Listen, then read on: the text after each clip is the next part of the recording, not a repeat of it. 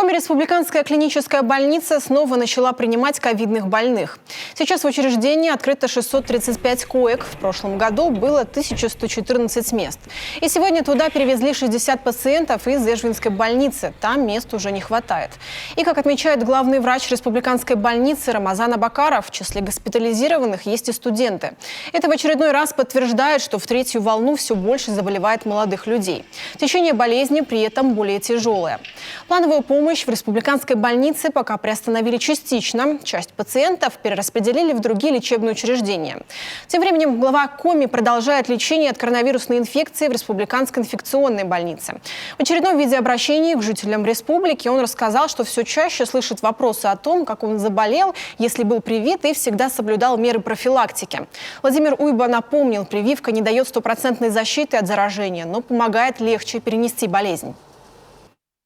Я постоянно, коллеги, отвечаю вам, уважаемые жители республики, отвечаю вам, что это очень нелинейная инфекция, очень сложная, пока еще плохо изученная. И единственное, что точно совершенно можно сделать, какой вывод, это вывод в том, что, безусловно, человек привитой, он переносит даже повторное заболевание легче и без тяжелых последствий. Это совершенно точно.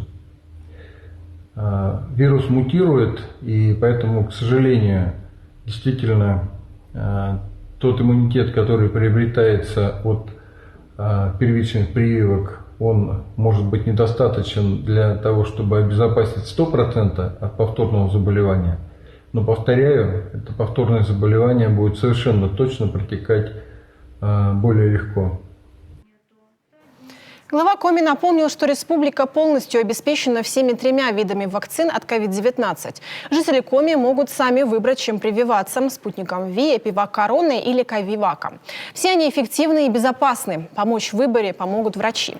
А для того, чтобы привиться, достаточно записаться на прием через портал госуслуги или позвонив по бесплатному телефону 8 800 550 400. Однако пока жители Коми не так активны. По цифрам. Уважаемые жители республики, мы плохо прививаемся. Вот я вам, по-моему, в предпоследнем моем сообщении говорил, что мы там привились в объеме 111 тысяч. На сегодняшний день мы привили 114 356 человек. Это очень мало, потому что за несколько дней 3000 – это недопустимо мало. Я снова повторяю, что мы можем войти в период экономических санкций. То есть мы снова можем войти в период, когда мы вынуждены будем останавливать экономику, закрывать торговые центры, закрывать сферу услуг, потому что по-другому мы не сможем остановить инфекцию. Мы должны либо активно прививаться, либо действительно вводить вот такие ограничения.